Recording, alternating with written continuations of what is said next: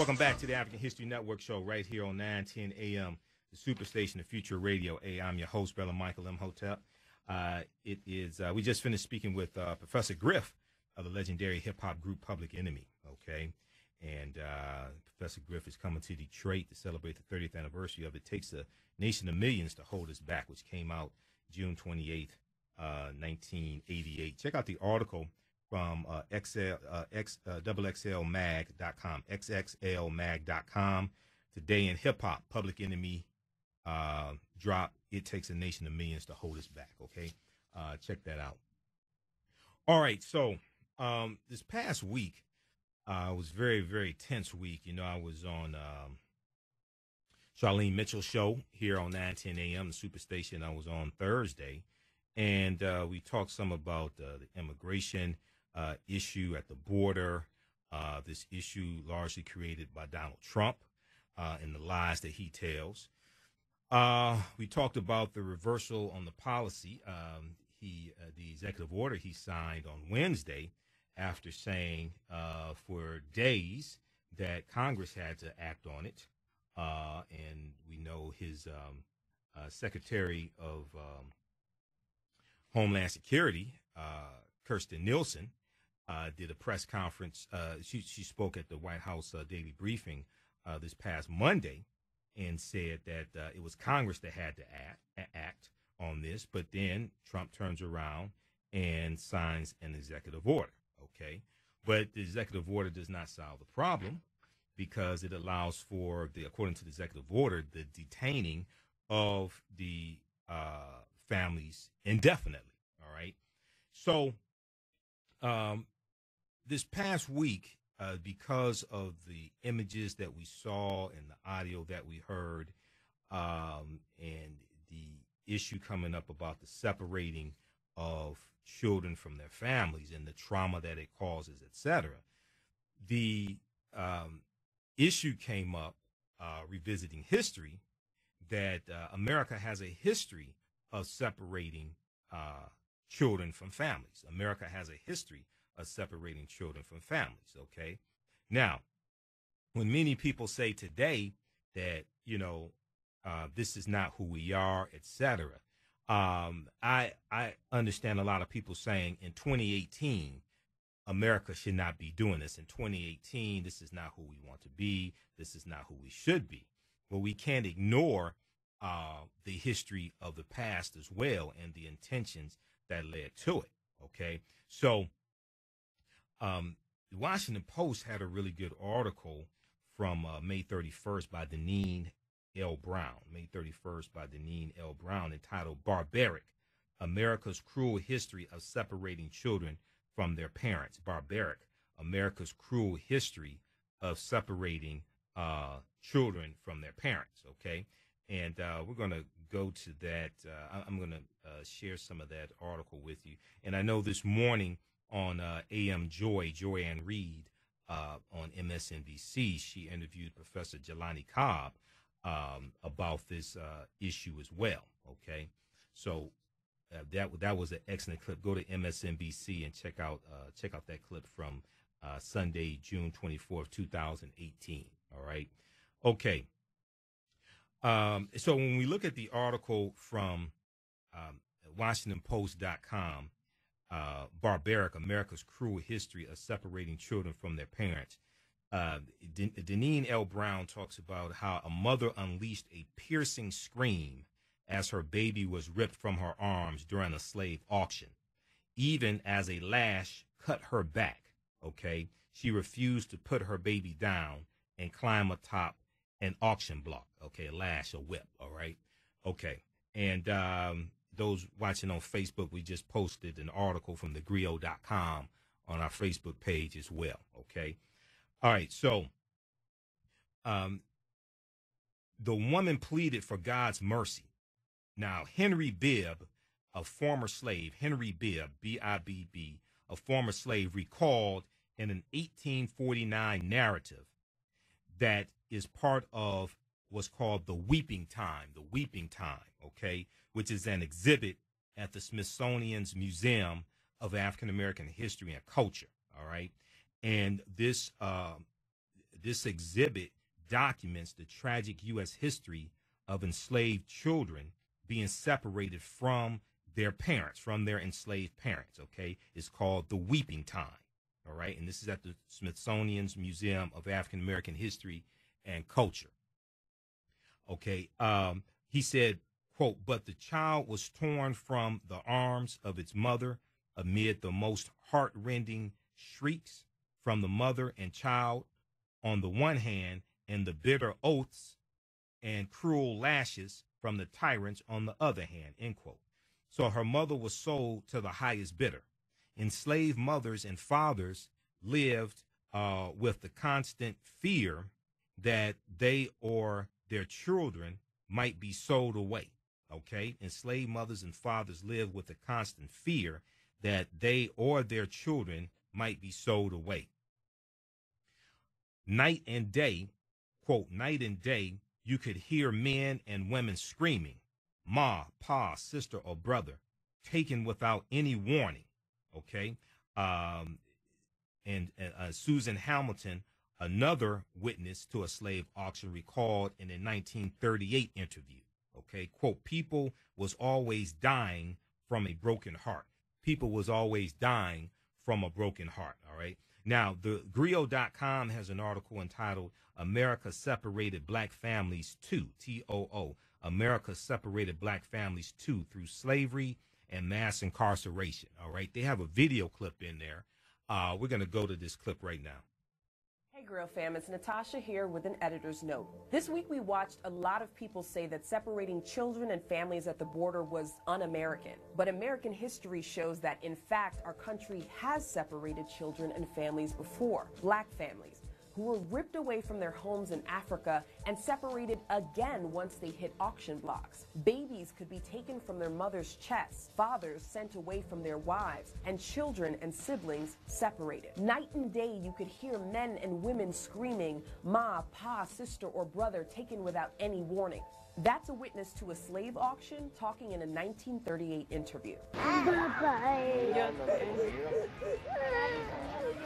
This tragic history of separating parents from children reflects the cruel institution that was American slavery and the belief that black people weren't human, that we were just chattel. Once slaves were officially emancipated, free men and women looked for their lost relatives and children who'd been sold and torn away. They placed thousands of ads in newspapers with the names and descriptions of their loved ones. But slavery was not the only instance of the government snatching children of color and destroying family units. According to the Smithsonian's National Museum of the American Indian, beginning in the late 1800s, thousands of American Indian children were sent to government-run or church-run boarding schools, separating them from their families. Families were often forced to send their children to these schools where they were forbidden to speak their native languages, while their parents back home were murdered or sent to reservations in other states. And let's not forget Japanese internment camps during World War II, where the practice of keeping children and families in cages was also defended as a method of keeping America safe.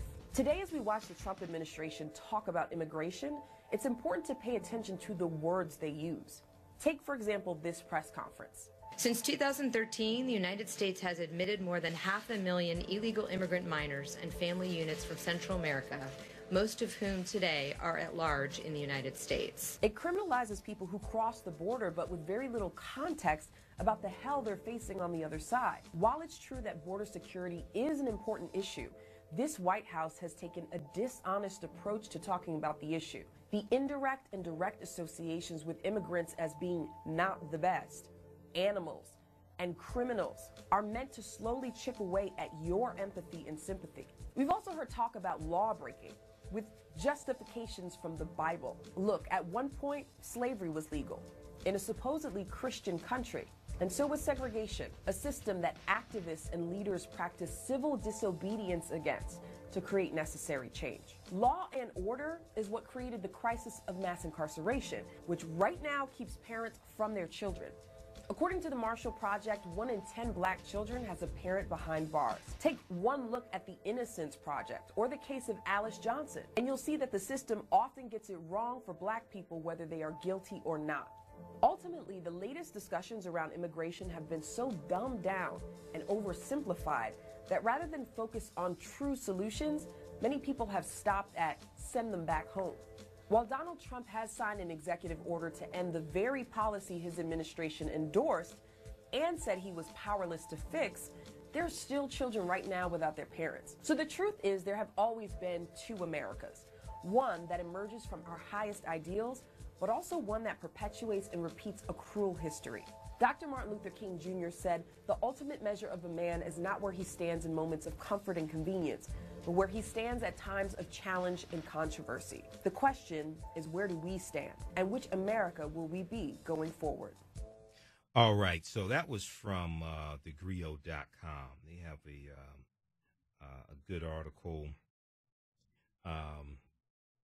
at the Grio. I'll give you the name of it here in just a minute. America separated black families too, TOO, through slavery and mass incarceration. So you saw a lot of stories like this during this past week, okay?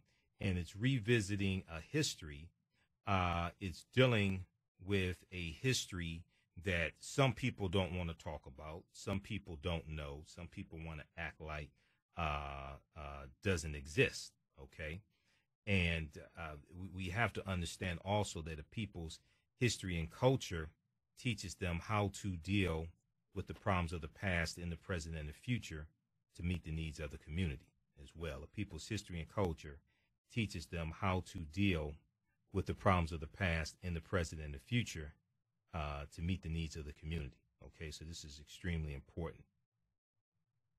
All right, so if we go back to the article from the Washington Post, the Trump administration's current crackdown on families that cross the border illegally has led to hundreds of children, some as young as 18 months old, being separated from their parents.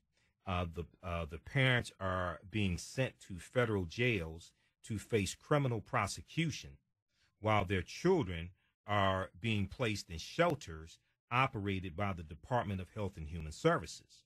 Often, the children have no idea where their parents are or when they will see them again, okay? And this is coming from Trump's zero tolerance policy, which was announced April 6th, 2018 by Attorney General Jefferson Beauregard Sessions III, okay, former U.S. Senator. It's a policy largely crafted by a white supremacist named Stephen Miller, who is a senior advisor to Donald Trump. And Stephen Miller also used to be a aide to U.S. Senator Jeff Sessions, who's now Attorney General. Very interesting how, they travel in the same circles, okay? All right, so now the policy has generated outrage among Democrats and immigration advocates, and it has conjured memories of some of the ugliest chapters of American history, all right? Official U.S. policy tweeted the African American Research Collaborative over the weekend. Quote, until 1865, RIP African American children from their parents. From 1870s to 1970s, RIP Native American children from their parents. Now RIP children of immigrants and refugees from their parents, okay? And we know from about the 1870s to the 1970s, you had boarding schools for Native American children, that were designed to teach them how to be white, teach them English, teach them to dress like Europeans, teach them Christianity. It served as a wedge between their Native American culture and their Native American tribes and Europeans. It was designed to teach them, quote unquote, to be civilized, okay, while at the same time denouncing their native culture. They were forbidden to speak their Native American languages. They had their hair cuts. They had their hair cut as well, okay? So these are boarding schools. There are about 150 of these boarding schools that existed in the U.S. as well. Okay, now, Henry Fernandez, co-founder of the collaborative and a senior fellow at the Center for American Progress, said that he drafted the tweet based on his research into several periods in U.S. history when government officials sanctioned the separation of children from their parents, including during slavery. All right. Now, another period of family cruelty, Fernandez said, began in the late 1800s, and lasted well into the 1970s, when indigenous children across the country were forcibly separated from their families, Native American children, forcibly separated from their families and sent to what were called Indian schools. And at the boarding schools, the children were required to assimilate. They were stripped of their Native American language and culture. Often they were physically and sometimes sexually abused as well. Okay. Now, Fernandez said in each case, we look back at the program as barbaric. History will similarly consider the Trump administration's ripping children from their parents as an unconscionably evil government action. Okay, evil government action. Now, according to the Smithsonian's National Museum of the American Indian, beginning in the late 1800s, thousands of American Indian children were sent to government-run or church-run boarding schools, government-run or church-run boarding schools, all right? And it's important for people to understand that all of this, okay, the whole debate over Hispanic immigrants versus African-American issues, and people saying, why is the Congressional Black Caucus speaking? Why are they speaking out on this? They should only deal with black issues, things like this. All this comes out of white supremacy and racism. People have to understand. All this comes out of white supremacy and racism. And white supremacy pits groups of oppressed people against each other so they can fight each other, so that the 1% stays in power. This is what all this comes out of, all right? You have some people who falsely say, well, Hispanics are classified as white. Based upon what? Because that's not, the U.S. Census doesn't say all Hispanics are white. You have some Hispanics that are more European, okay? And that's because if you understand when you understand the history of these countries, they were conquered by Spain, okay? So you have some Hispanics that are more European, but they're basically a mixture of Africans, Native Americans, and Europeans, mainly Spaniards. Okay, if you talk about Cuba, you talk about Panama, you talk about Honduras, you talk about Mexico. If you have dark-skinned Mexicans, all these territories were controlled. They were conquered by Spain. That's why they speak Spanish. We speak English because we were conquered by England. So, but all of this comes out of white supremacy and racism. This is what we have to understand, okay?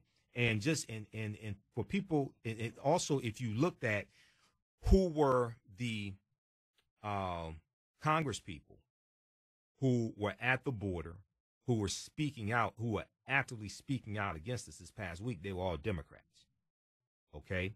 I think you probably had a couple of independents, but they usually vote Democrat. You didn't have Republicans down at the border, okay? You didn't have Republicans who were speaking out in protest. They're locked up with Donald Trump, largely. These were just Democrats who were speaking out.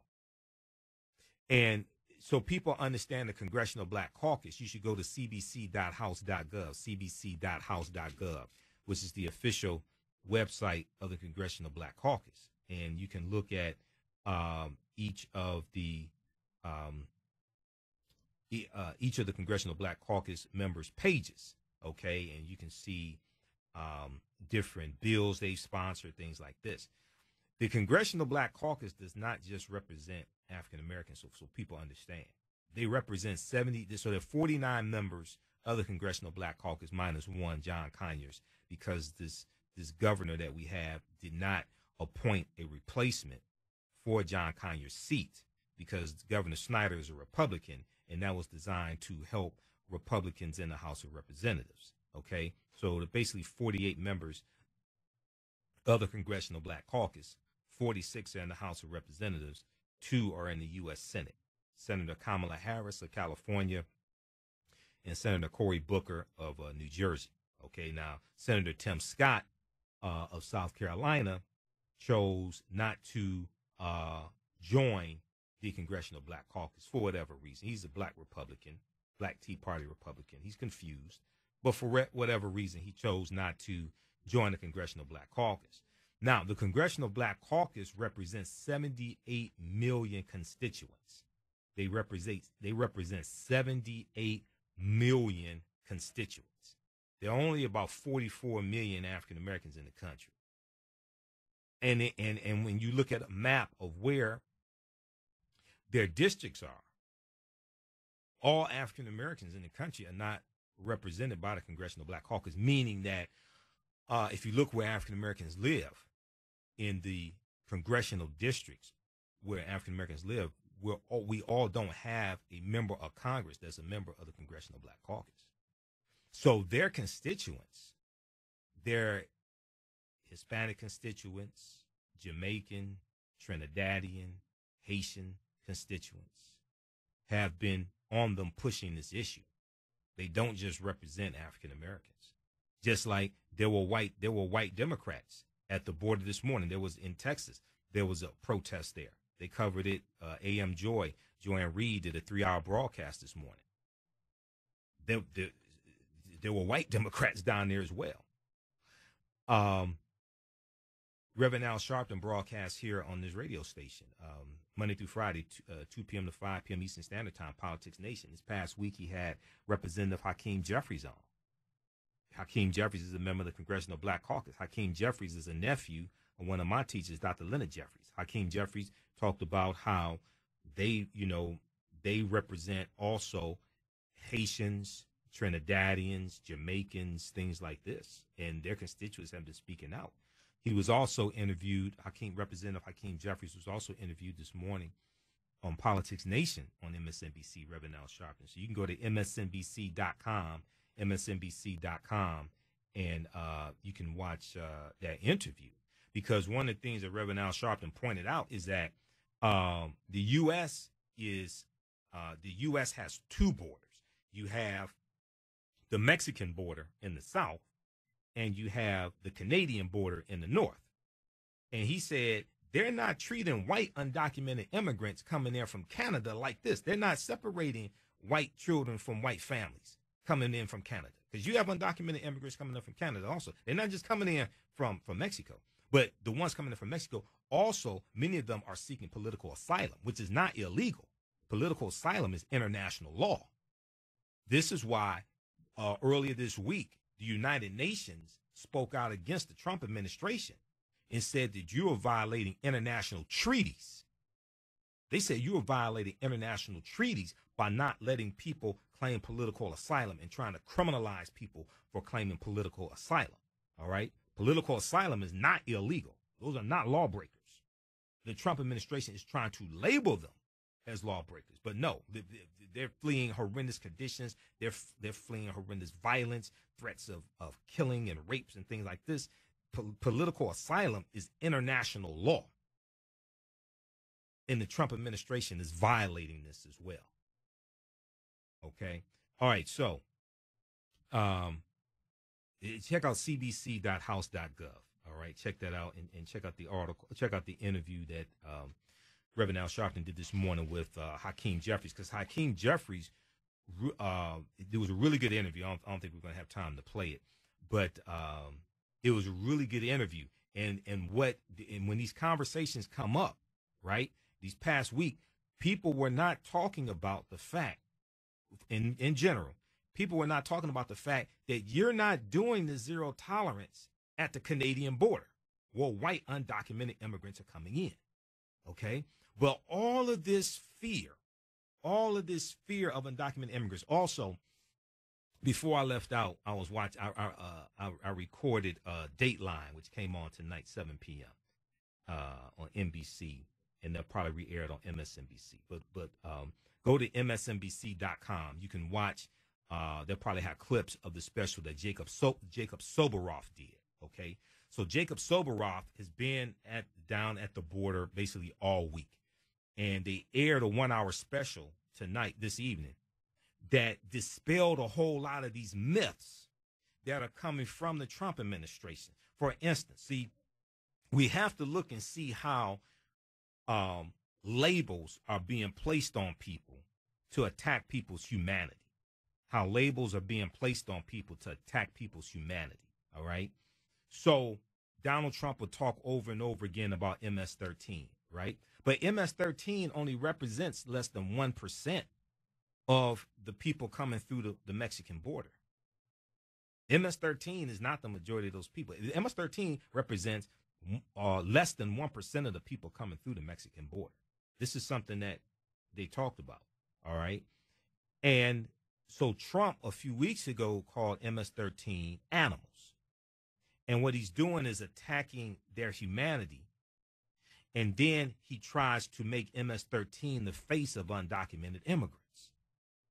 And they are attacking the humanity of these undocumented immigrants, not the white undocumented immigrants, not the Asian undocumented immigrants. Because, see, about 42% of undocumented immigrants fly over here.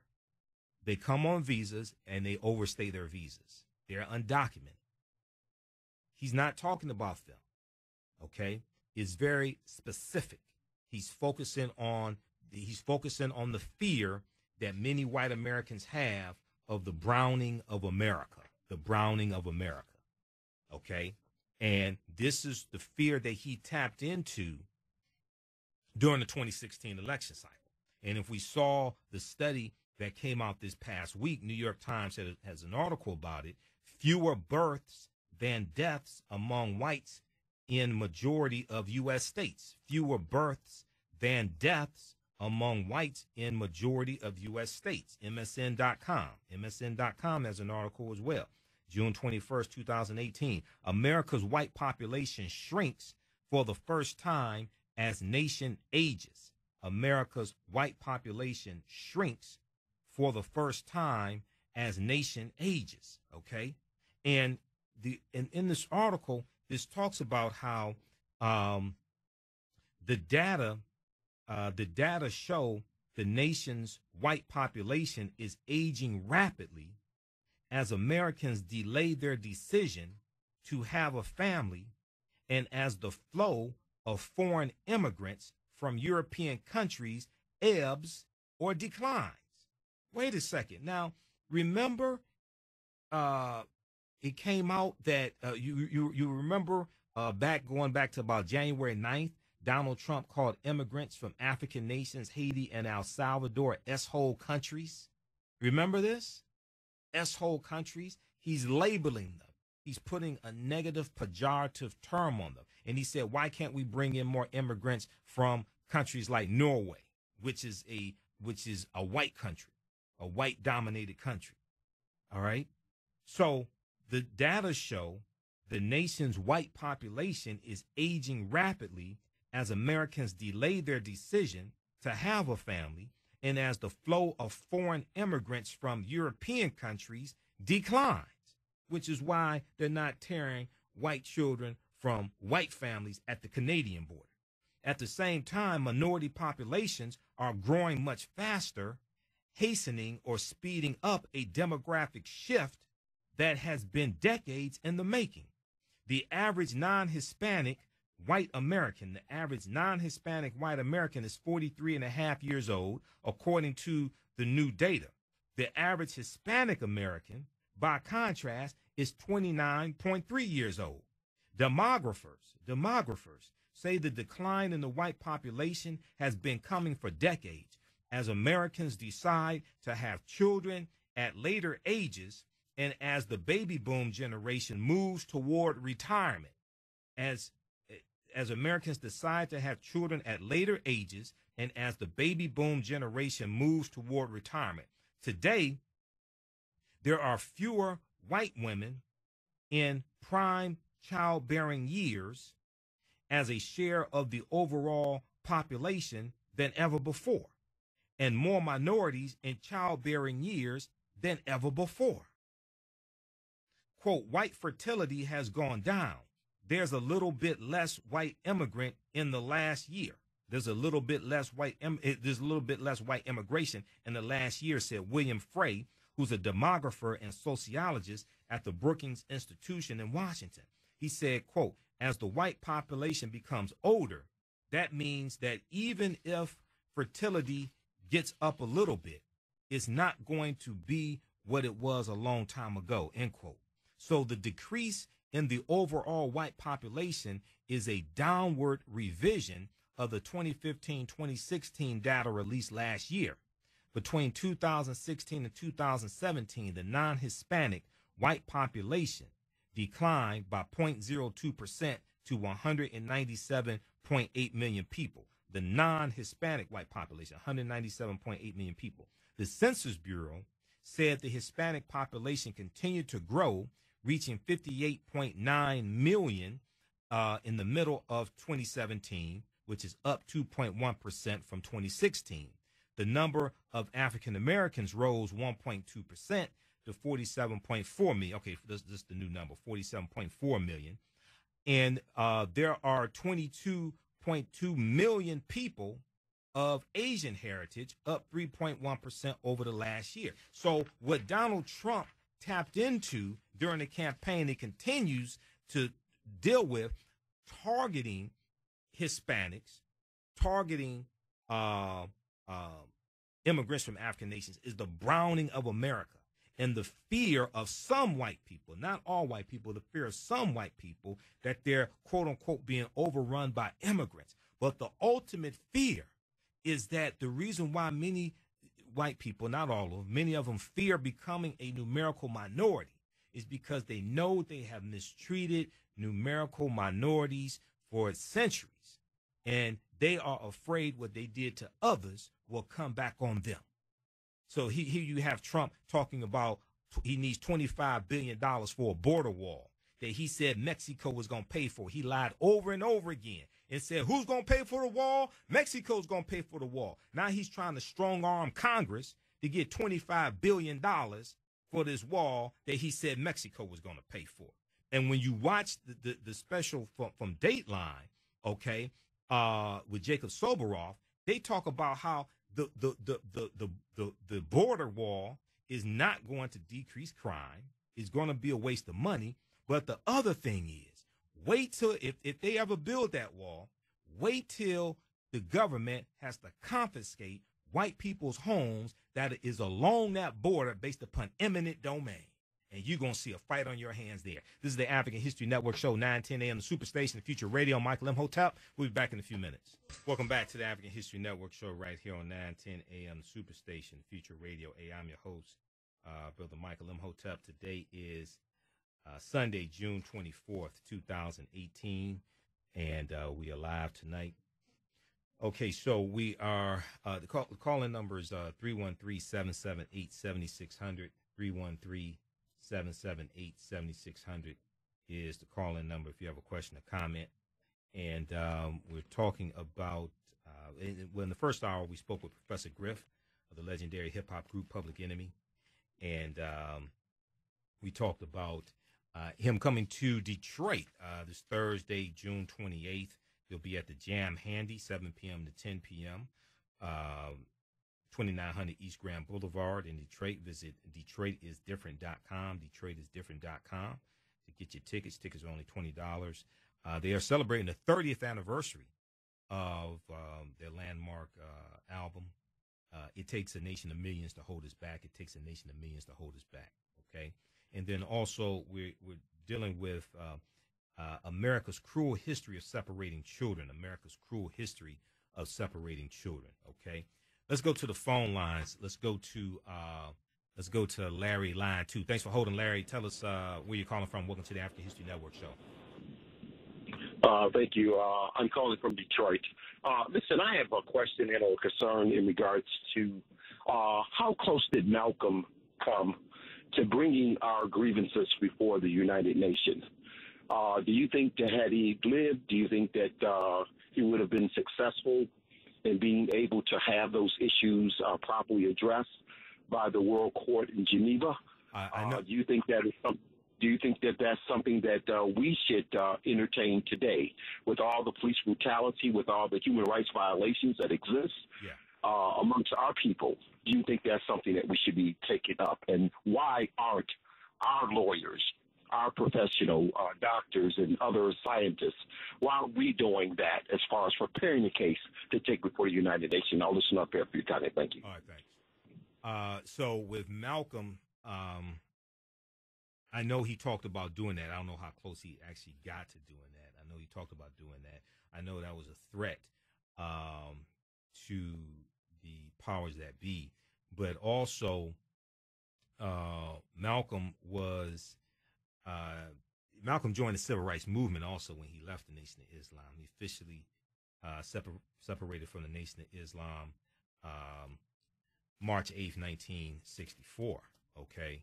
And when Malcolm met Dr. King for the only time that they met, when he met Dr. King March 26, 1964, he told Dr. King that he was throwing all of his heart, all of his effort into the civil rights movement. Okay. So, and this was a threat also because Malcolm wanted a united front amongst the civil rights leaders. Malcolm wanted the civil rights leaders to unite and find a common solution to a common problem posed by a common enemy. July 31st, 1964, when Malcolm's still in the Nation of Islam, he sends a letter to Dr. King requesting a meeting with him. He was inviting Dr. King to a rally in Harlem, New York, in August of 1963, okay? And he sent the letter the month before the March on Washington. He did not get a response from Dr. King, and he said if you can't make it, please send a surrogate, okay? And Dr. King did not send a surrogate as well. So Malcolm was ahead of where the other civil rights leaders were, but we know in 1966, Dr. King meets with Elijah Muhammad. So this is the year after Malcolm is assassinated, February 21st, 1965, Malcolm is assassinated. 1966, Dr. King meets with Elijah Muhammad. So this is not talked about a lot, all right? This is not talked about a lot, okay? And let's see here. Okay, yeah, so that's something very important that people need to understand. But I'm not sure how close Malcolm got with that. I know he definitely talked about that. And you have groups like We Charge Genocide. You've had groups, the African Americans, who've gone to the United Nations with these issues. Now, how close they are in getting something accomplished, I don't know. I don't know about that. You may want to talk to some people and some attorneys who are involved in that fight. Okay. All right. 313-778-7600 is the call-in number if you have a question or comment. All right. And we're broadcasting on YouTube now also. Trying to see what's wrong with the audio on YouTube. Not exactly sure.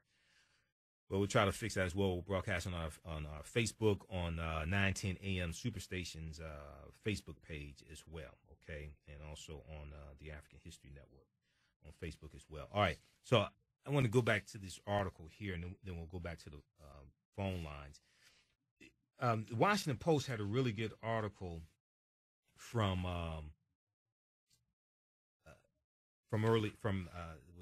May 31st. Washington Post had a really good article from May 31st entitled "Barbaric: America's Cruel History of Separating Children from Their Parents."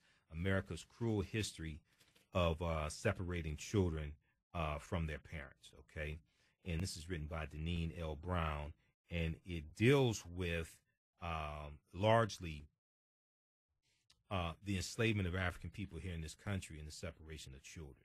Okay, and we have seen that talked about some this past week as well as we deal with what's going on at the Mexican border. All right, so if we go back to this article here. Now, according to, let's see here. All right.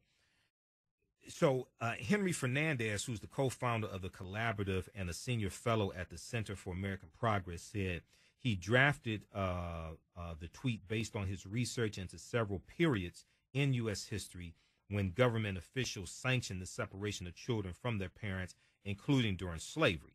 And in his tweet, he said, official U.S. policy until 1865, rip African-American children from their parents. From 1870s to 1970s, rip Native American children from their parents. Now rip children of immigrants and refugees from their parents. Okay. So another period of family cruelty, Fernandez said, began in the late 1800s. Okay. The late 1800s. And lasted well into the 1970s. All right. It lasted well into the 1970s when indigenous children or Native American children across the country were forcibly separated from their families and sent to what were called Indian schools. Indian schools, okay? So even though this happened, this is a period of history that a lot of people don't know about.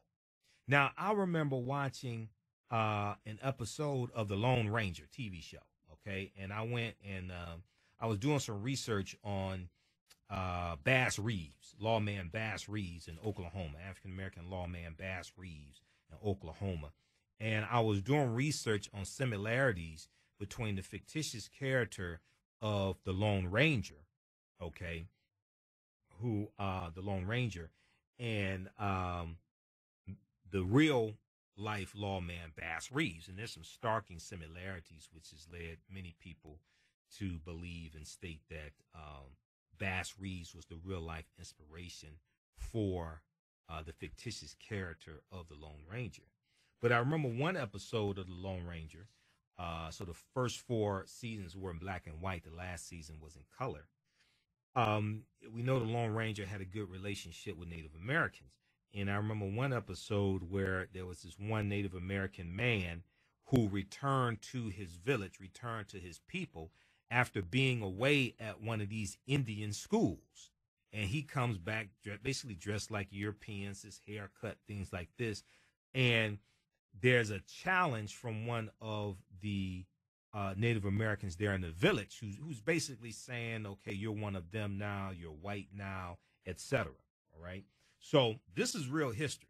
Okay. Now, at the boarding schools, the children were required to assimilate. They were stripped of their languages and culture. Often they were physically and sometimes sexually abused. Okay. Fernandez said, in each case, we look back at the programs as barbaric. History will similarly consider the Trump administration's ripping children from their parents as an unconscionably evil government action. Okay, which it is. Now, according to the Smithsonian's National Museum of the American Indian, beginning in the late 1800s, thousands of American Indian children were sent to government-run or church-run boarding schools. Government-run or church-run boarding schools.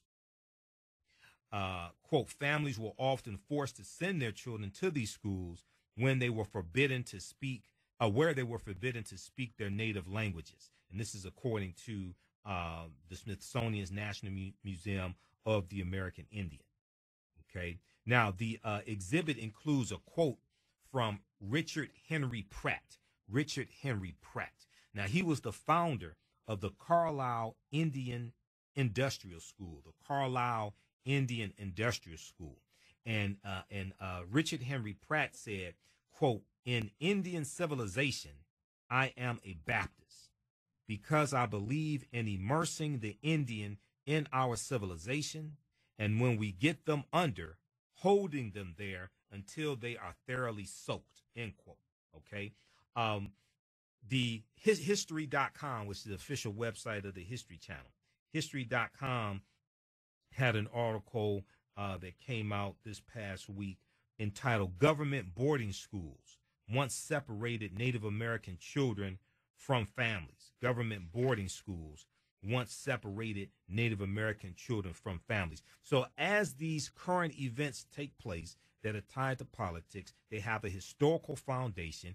It causes people to go back and study this history, okay? And see, a people's history and culture teaches them how to deal with the problems of the past and the present and the future to meet the needs of the community. A people's history and culture teaches them how to deal with the problems of the past and the present and the future to meet the needs of the community. All right. So we go back to the article from the Washington Post. It talks about how at these boarding schools, children were forced to cut their hair and give up their traditional Native American clothing. They were forced to cut their hair and give up their traditional Native American clothing. They had to give up their meaningful Native American names and take on English names. They're trying to force them into assimilation and make them white, make them think that they are white, and demean Native American culture. Okay? And this is the same thing that happened to African Americans. They were not only taught to speak English, but they were punished for speaking their own native languages. Their own traditional religious practices were forcibly replaced with Christianity. Now, what does that sound like? That's the same thing that happened to African Americans. That's why the majority of us are Christians. Because prior to Europeans coming to this land, the majority of us were not Christians. African people have been here going back at least 51,700 years. And we were here continuously. And then the Africans who were enslaved and brought to this land, majority of them were not Christians. So you see similarities in what happened to Native Americans with the Indian schools. You see similarities in what happened to African Americans with slavery and the brainwashing process, right? Like I said before, I said all of this comes out of white supremacy, okay? White supremacy pits groups of oppressed people against each other to fight one another so the 1% stays in power. Okay? So we have to understand this. So their own traditional religious practices were forcibly replaced with Christianity. They were taught that their cultures were inferior. What does that sound like? Because we were taught that we were heathens and savages and pagans, and we were non-Christians, and this was used to justify the transatlantic slave trade. This was used to justify the transatlantic slave trade. Europeans made it seem like they were doing us a favor coming to Africa and capturing us, or coming into this land, taking our land and taking the Native Americans' land. They made it seem like they were doing us a favor. They were taught that their cultures were inferior. Some teachers ridiculed and made fun of the students' traditions. These lessons humiliated the students and taught them to be ashamed of being an American Indian or Native American. They tell us not to speak in Navajo language. You're going to school. You're supposed to only speak English. And it was true. They did practice that, and we got punished if we were caught speaking Navajo, said John Brown Jr., who's a Navajo Indian who served in World War II as a code talker, using his Navajo language for tactical communications the Japanese could not decode. He told the National Museum of the American Indian this in the 2004 interview. He said, when we got talking, because we're not allowed to talk our tribal language, and then me and my cousin, we got together and we talk in Indian. We always hush up when we see a teacher or faculty coming, said Charles Chibity, who was a Comanche code talker. He told this to the American Indian Museum in 2004. He said, and then we always laughed and said, I think they're trying to make little white boys out of us. I think they're trying to make little white boys out of us. Now, until the end of the Civil War, which ends officially June 2nd, 1865, until the end of the U.S. Civil War, it was common for slave owners to rip families apart by selling the children or the parents to other slave owners. Okay? Now, Fernandez said, quote, along with ongoing rape and the use of the whip to discipline human beings, destroying families is one of the worst things done during slavery. The federal government maintained these evils through the fugitive slave laws, and we know you had a fugitive slave law signed into law in 1793 by President George Washington, who was a slave owner. The federal government maintained these evils through the fugitive slave laws and other rules which defined African Americans as property with which a slave owner could do whatever they wanted, end quote. So, and when you look at when slavery ends in 1865, one of the things that we're trying to do is put the family back together again.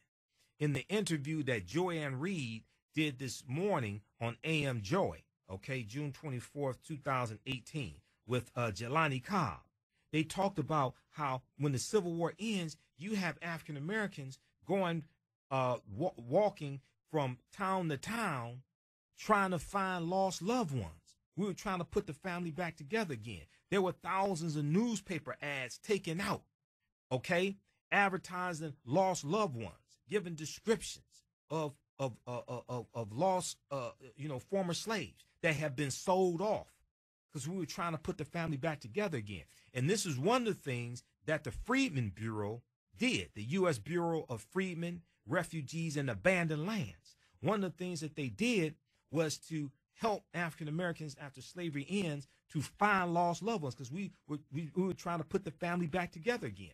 Another thing that we did after slavery ended was we legally got married as well, because we always valued family. Okay, we always valued family. All right, we'll continue this on the other side of the break. You listen to the African History Network show, 9:10 a.m. the Superstation, the Future of Radio. I'm your host, Brother Michael Imhotep. 313-778-7600. 313-778-7600. We'll be back in a few minutes. Welcome back to the African History Network show right here on 9:10 a.m. the Superstation, the Future of Radio. Hey, I'm your host, Brother Michael Imhotep. Listen to the African History Network show. Okay, let's go to the phone lines. Let's go to Jessica, line 3. Hey, Jessica, tell us where you're calling from, and thanks for holding. Houston, Texas. Okay, Houston, Texas. All right, so you down there near the border. Not that close to the border. Maybe Texas. About 300 miles or so. Okay. Going towards Corpus Way. Right. But they are our mayor, Sylvester Turner of Houston, was talking, who is African American. Mm-hmm. They were talking about a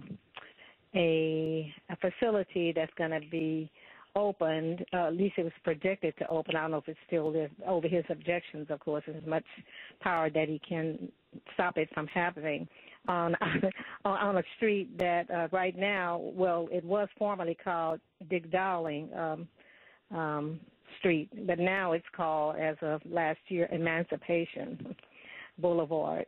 But that's where Boulevard. Right, that's where the facility is going to be located, if it, in fact, it happens. Okay. Now, why is it called Emancipation Boulevard? Well, I mean, that's the name that our activists could agree on. Oh, okay. Emancipation. And there is tied to a park there that is called Emancipation Park, that was built, that was bought. The land was bought by formerly enslaved people way back in the day. Now, and Emancipation Park, is that tied at all to Juneteenth? I'm not for sure about that tie-in there, even though we did have a big celebration last week. Right. But it is a park that was founded by and bought. The land was bought by formerly enslaved people, and that was quite an accomplishment in those days then, in late 1800s or so, right after slavery. Okay. Yeah. All right. Well, I was calling about. Did you mention something about what happened was on my iPhone? I just happened to get your podcast. It just kind of came up as I was listening to some other podcasts here, what I can get on my phone. Okay. And so I've listened to some of them, and I found them very interesting. A lot of the history that a lot of black people need to know about, for sure. Right. And what did you say something once about the 3/5 clause or something in the Constitution that for representation purposes that black people were considered three-fifths of for represent of a person. Yeah. But has that ever been changed? Yeah, the 14th Amendment corrected that. The 14th Amendment of 1868 corrected the three-fifths compromise, the three-fifths clause of 1787. Well, I got to go back and read the 14th Amendment because I remember reading in the last clause, it still meant the last clause there in the 14th Amendment, it still mentions the word slave. What did it say though? It just says of any slave. It was talking about what the 14th Amendment does and all like that, but it still used the word slave there. And let me take a look because I have my Constitution right here. Great. It's the last clause. Okay, so and I always wondered why does it still have that word slave in there when supposedly, well, the 13th Amendment, everybody knows about that. Ava DuVernay made a documentary about that. About it's still the exemption is still but everybody doesn't really know about the 13th Amendment either. Section 5, there are 5 sections of the 14th Amendment. Section 5 says the Congress shall have power to enforce by appropriate legislation the provisions of this article. That's Section 5. So I'll tell you, look at that again. Where did you see the 14th Amendment? Where did you read it? Let me see. I have a copy of the Constitution here too.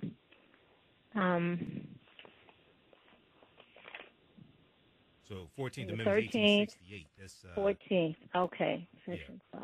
There's 5 sections. Okay, now I'm sorry. It's a Section 4.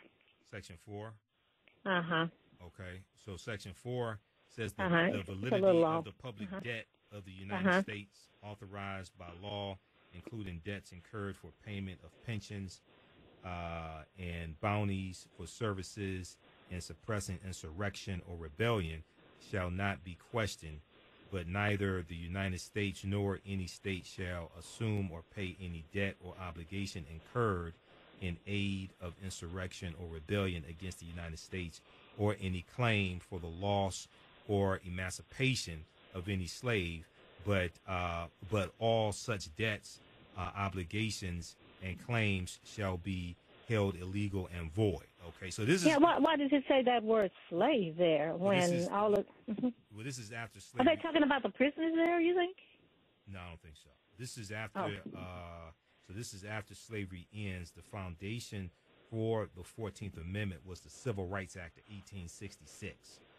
Okay, the Civil Rights Act of 1866 was the foundation for the 14th Amendment, and in aid of insurrection, rebellion, or any claim for the loss or emancipation of any. So it sounds like they are talking about reparations for slave holders. Because see, in 1862, Abraham Lincoln signs off on reparations for slave holders in Washington, D.C.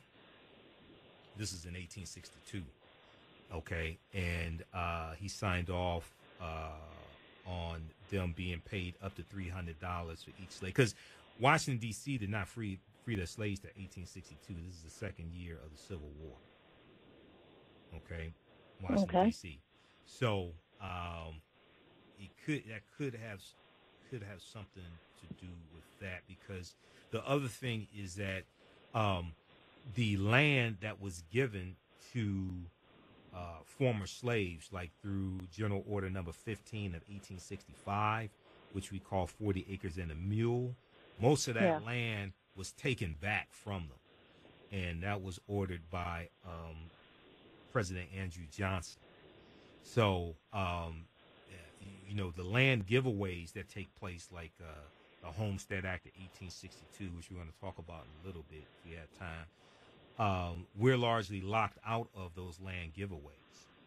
Okay, and then when we are given land in coastal areas in Georgia and South Carolina, most of that land is going to be taken back and given back to the former slave owners who were members of the Confederacy and sided with the Confederacy. It's going to be President Andrew Johnson that takes back that land from us. All right, so I got to look at. I've studied. Yeah, but I was just 420 wondering years why the ago. word slave is still slave. The word slave, if slavery was abolished, why it's still Well, that, there look, like that. if you read it, it looks like it's dealing with compensation for the compensation to former slave owners. That's what it looks like it's dealing with. I have to research that some more. I've researched the 14th Amendment some years ago. I did a show dealing with the 14th Amendment. Oh, really? Yeah. Well, I've done Okay. over 850 shows. Okay. Radio shows, yeah. So I have to go look at that again, but it could have Yeah, something, I'd like to know it could that. have something to do with that because they wanted compensation as well. Those former Well, I can former understand slave owners that. wanted compensation. Oh, well, yeah, And- right. And that's why the land was confiscated from us and given back to them. But this was Johnson who sympathized with the slave owners. Oh, yeah, right. Who did this. But the word slave should not be there. I mean, if slavery was abolished, you know, Depends or upon, it so-called depends upon what it's in reference to. This is only 3 years. Okay. This is only 3 years after slavery ends. This That's is true. before the 15th Amendment that gives African American men the right to vote. Right. So it depends upon what it's in reference to. All right. Okay. I got to Okay, keep. I gotta thank keep you. moving. Okay. Thanks for calling. All right. So if we go back to this article here from Washington Post, barbaric America's cruel history of separating children from their parents. Barbaric America's cruel history of separating children from their parents. Okay. Page 3 deals with. Let's see. Okay, so we talked about Henry Pratt. He's the founder of the Carlisle Indian Industrial School, the Carlisle Indian Industrial School. All right. So let's pick this back up. All right. So each of these U.S. policies, Fernandez said, begins with the assumption, quote, that the idea of family is simply less important to people of color and that the people involved are less than human. The people involved are less than human. Okay. So this is why you have these dehumanizing names being put on people to attack their humanity, to reduce their humanity, to then justify you treating them inhumanely. So if you've been listening to Donald Trump over the past few days, he's been using language to refer to immigrants coming to this country, undocumented immigrants, talking about infestations. Okay, that's what infestation is. Is what happens when you have a rodents coming in. You have infestation of an invasion of insects coming in. Okay, he tries to associate crime with undocumented immigrants, right? But all the studies show that undocumented immigrants create crimes at a much lower rate than people who were born in this country. All right. On either Thursday or Friday, he had family members of those who were killed by undocumented immigrants. Okay, and he had this ceremony for them, called them angel families. All right, and he's trying to keep pushing this notion that undocumented immigrants means crime. All right, hide your children, hide your wives, hide your mothers. They're coming to kill them. Okay, but this is contrary to government statistics. This is contrary to statistics coming from the DEA, the Drug Enforcement Agency. All right, so and if you saw the special that Jacob Soboroff did on NBC on Dateline this evening, they go and dispel the fact from the fiction. All right, and Trump is just basically lying. Trump is basically lying. Okay, there was a segment from MSNBC that showed some of the language that Trump is using. I'm trying to pull it up now because I posted this on my personal page a few days ago. But some of the language that he's using, and this language is designed to relabel a people and to create a negative connotation so that you can then justify the mistreatment of them. Now, this same language is not being used on undocumented immigrants coming from Asian countries. It's not being used on undocumented immigrants coming from European countries. Okay, so we have to be very careful of how language is being used. And as I said before, while people argue Hispanic immigration versus African American issues, we don't realize white supremacy is behind all of this. And the thing that really perplexes me is that Trump said over and over again that Mexico was going to pay for this wall. He's trying to strong arm Congress for $25 billion for a wall he insisted Mexico was going to pay for. I mean, this is the con. All right, this is the ultimate con. Okay, so MSNBC has this segment. Trump immigration rhetoric implies he's appealing to nasty, cruel, nativist group. And we're going to talk about this some more next week because it's a lot more to deal with here, and it ties into history. Trump immigration rhetoric implies he's appealing to nasty, cruel, nativist group. And some of the language Trump is using are the words infest, thugs, infiltrate, killers, criminals, under siege, massive crime, crime infested, breeding, breeding, You know they had breeding farms for African slaves in this country, breeding, and pour into our country. And see, when you look at some of the language that's being used to dehumanize immigrants and undocumented immigrants, that's a lot of that same language was used for African Americans, and is still being used for us. I'm trying to tell you, this all comes out of white supremacy. All right. Okay. All right. So let's continue here. Okay. So each of these policies begins with the assumption that the idea of family is simply less important to people of color, and that the people involved are less than human.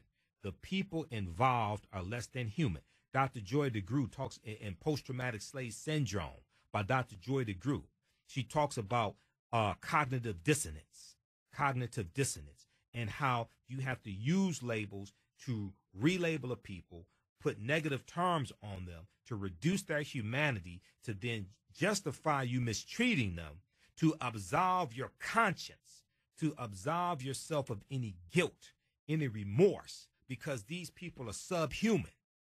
Okay, this is what's taking place. To justify ripping families apart, the government must first engage in dehumanizing the targeted group, whether it is Native Americans, African Americans, or immigrants from Central America fleeing murder, rape, extortion, and kidnapping. Trump dehumanized immigrant children by saying, quote, they look so innocent. They're not innocent, end quote. Okay. Now, Fernandez goes on to say, there is no question these children are innocent, but Trump associates them with the idea that these are not like your children. These are not like our children. He associates them with the idea that they are less human. Now, slave narratives reveal the heart-wrenching stories of children taken from families. According to the Maryland State Archives, quote, for most slave children, the separation from their parents and the siblings was the hardest aspect of being sold. Enslaved Africans went to great lengths to keep their family together, but there was often limits to what they could do, end quote.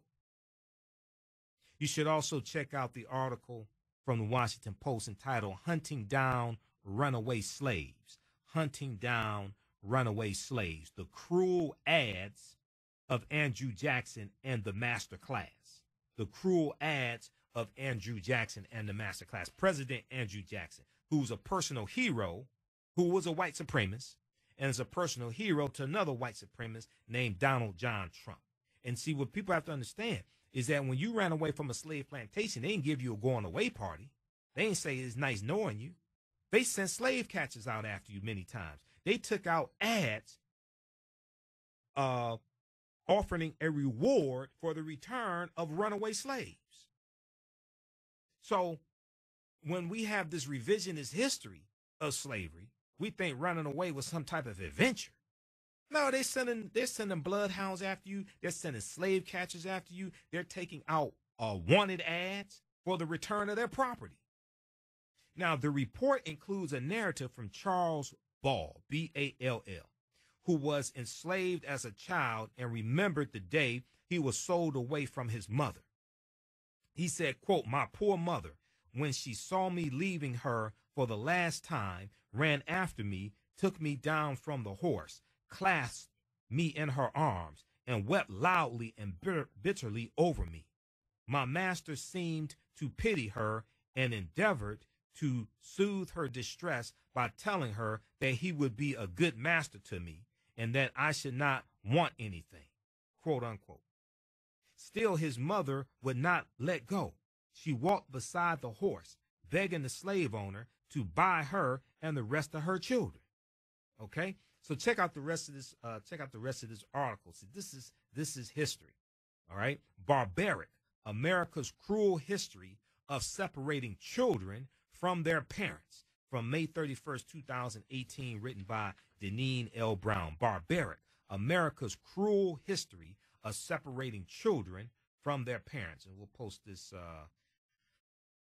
link for this article on the thread of the broadcast on Facebook Live, okay? All right, and then History.com had a really good article dealing with the Indian schools, which is a piece of history a lot of people don't know. Government boarding schools once separated Native American children from families. Government boarding schools once separated Native American children from families, okay? All right. So we see history repeating itself again as well, okay? We see history repeating itself again. All right, now, also check out the articles dealing with the decline in the birth rate of some white people in 26 states, okay? New York Times has a really good article, June 20th, 2018, fewer births than deaths among whites in majority of U.S. states. Fewer births than deaths among whites in majority of U.S. states. And like I said, this is what this is all behind. The fear of the browning of America. The fear of white people, by some white people, the fear of white people becoming a minority population and what will happen if they become a minority population. Deaths now outnumber births among white people in more than half of the states in the U.S., demographers have found, signaling what could be a faster than expected transition to a future in which whites are no longer a majority of the American population. This is the fear that Donald Trump tapped into, and Trump just said either Thursday or Friday that after he kept saying we need Democrats to vote on this, Congress needs to come up with a solution. This is Congress's fault. He blamed everybody. He says Barack Obama's fault. It's Congress's fault. It's George Washington's fault. It's everybody's fault. Now he's saying we should wait for the red wave to take place in the midterm elections in November, and we should pass immigration reform laws after the midterm elections. Wait a second. I thought you said it was urgent. We need to do it now. Now you're talking about waiting 5 months for something that you said was so urgent. He can't make up his mind. This is a mentally ill man. He can't make up his mind. He keeps changing from day to day. This is why, how do you make a deal with somebody who keeps changing their position from day to day?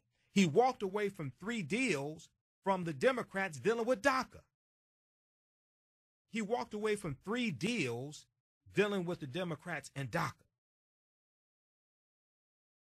So the Census Bureau has projected that white Americans could drop below 50% of the population around the year 2045, a relatively slow-moving change that has been years in the making. But a new report this week found that whites are dying faster than they are being born in 26 states in the U.S., which is up from 17 states just 2 years ago.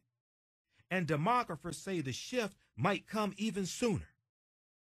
Rogelio Saenz, Saenz, said it's happening a lot faster than we thought. He's a demographer at the University of Texas at San Antonio and a co-author of the report. The report examines the period from 1999 to 2016 using data from the National Center for Health Statistics, the federal agency that tracks births and deaths. He said he was so surprised at the finding that at first he thought it was a mistake. The pattern first started nearly 2 decades ago in a handful of states with aging white populations like Pennsylvania and West Virginia. But fertility rates dropped drastically after the Great Recession. So the Great Recession, 2007, right? And mortality rates for whites who are not of Hispanic origin have been rising, driven partly by drug overdoses. The opioid crisis, okay? This is having a devastating impact in states like Maine and Vermont and West Virginia and Ohio. All this is tied together. That has put demographic change on a faster track. The opioid crisis and white people overdosing from opioid addiction and heroin addiction has put this demographic change on a faster track. The list of states where white deaths outnumber births now includes North Carolina and Ohio. The list of states where white deaths outnumber births now includes North Carolina and Ohio. You gotta read this full article, okay? I don't have time to get into all of it. But see, this ties then into the studies that we've seen dealing with why people voted for Trump, mainly white people, right? TheAtlantic.com has an article, May 9th, 2017. It was cultural anxiety that drove white working class voters to Trump. It was cultural anxiety that drove white working class voters to Trump. A new study finds that fear of societal change, not economic pressure, motivated votes for Donald Trump among non-salaried workers without college degrees. Okay? Read this article. This deals with the fear of societal change, the fear of cultural changes, the browning of America. Okay? So then we have December 15th, 2017, Vox.com, V-O-X, Vox.com. The past year of research has made it very clear Trump won because of racial resentment. The past year of research has made it very clear Trump won because of racial resentment. Another study produces the same findings we've seen over and over again. Okay, that's Vox.com. Then we have TheNation.com. Okay, this is from May 8th, 2017. Economic anxiety did not make people vote Trump. Racism did. Economic anxiety did not make people vote Trump. Racism did. New data provided compelling answer to that vexing question. Okay, and this all deals with fears that people had of cultural anxiety, societal changes, the browning of America, trying to preserve. This is why they talked about Make America Great Again. They want to go back to Andy Griffith and Aunt B and Opie and Beaver Cleaver and Ward and June Cleaver, Leave It to Beaver and Ozzie and Harriet, all this stuff. Go back before the Civil Rights Act of 64. Go back before the Voting Rights Act of 65. Some cases go back before Brown versus Board of Education desegregation case, May 17, 1954. Okay, this is what all this is about. So now you have, see, the attention that's given to the Mexican border, the attack on undocumented immigrants coming through Mexico. You don't see that same vitriol and attack on white undocumented immigrants coming to this country. You don't see that same focus on the Canadian border where you have white undocumented immigrants coming into this country. Okay? So this is so we have to understand what's behind all of this. All right. So this last weekend was Juneteenth. All right? June 19th. And I was in Atlanta for a 3-day Juneteenth celebration at Mosley Park. My first time there for this event, and I spoke there. And I was surprised at how many people really didn't understand the history of Juneteenth. All right. I did a Facebook Live broadcast dealing with this, and we'll get this up on YouTube also. But Juneteenth commemorates June 19th, 1865, when Major General Gordon Granger delivered General Order Number 3 in Galveston, Texas. So he arrived with 2,000 Union troops the day before. This was 2 weeks after the Civil War ended. Civil War officially ends June 2nd, 1865, okay? And he's enforcing the Emancipation Proclamation, which was issued January 1st, 1863, that did not free the slaves, okay? As Union troops go through these Confederate territories, they are taking control of these territories, and they are freeing the enslaved Africans. All right. But if you read the Emancipation Proclamation, you can go to loc.gov and read it. It basically tells you that the slaves in states of rebellion are free, but the slaves in the border states like Missouri, Maryland, Kentucky, and Delaware, you're still slaves.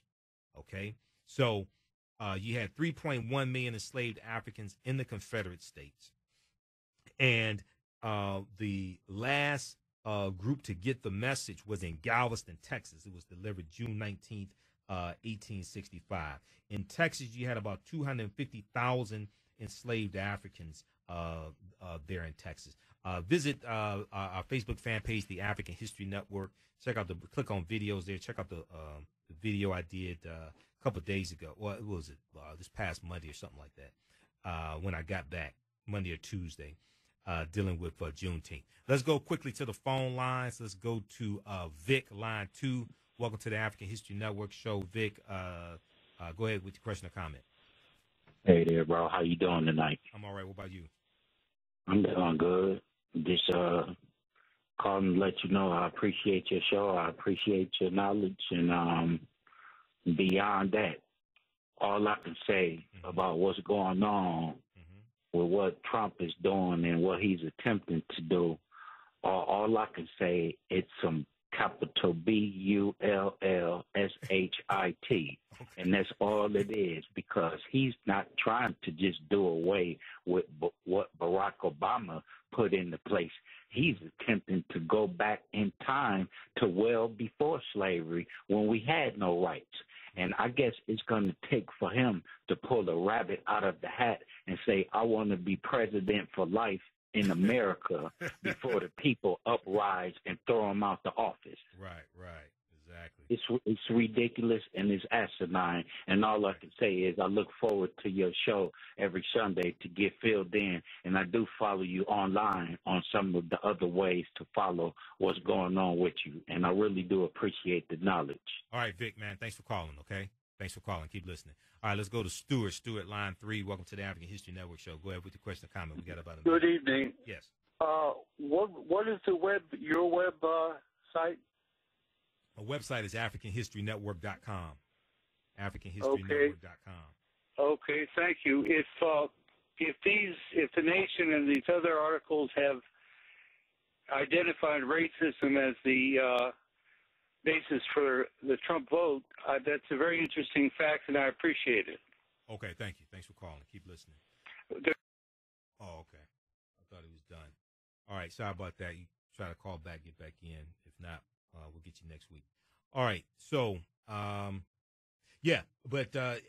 research Juneteenth, and then also there was a good article from, what was this, 40 Acres and a Mule from blackpast.org, 40 Acres and a Mule, okay? And that dealt with January 16th, 1865, General William T. Sherman delivering General Order Number 15. This was not for all formerly enslaved Africans, and this was not for all the land in the South. This only applied to coastal land in Georgia and South Carolina, all right? And then also, you're dealing with these land giveaways that take place, like 1862, May 20th, 1862, President Abraham Lincoln signs into law the Homestead Act law, and this gives away 250 million acres of land for the next 100 years. And they're giving it away to land giveaway to white people. They're giving it away to immigrants coming to this country, and African Americans are largely locked out of this land giveaway. There was also a Southern Homestead Act of 1866 as well that gave away 45 million acres of land that we were largely locked out of as well. All right, so we got to get out of here. Hey, visit our website, AfricanHistoryNetwork.com. Sign up for the online courses I teach. We have a bundle pack. They're on sale $60, regularly $130. It includes Ancient Kemet, the Moors, and the Ma'afa, understanding the transatlantic slave trade, what they didn't teach you in school, AfricanHistoryNetwork.com. Remember, at the African History Network, we focus on educating, empowering, and inspiring people of African descent throughout the diaspora and around the world, because right now it's corrects wrong behavior. It's not over till we win. Wakanda forever. And stay tuned for Pastor Mo. We'll talk to you next week. Peace.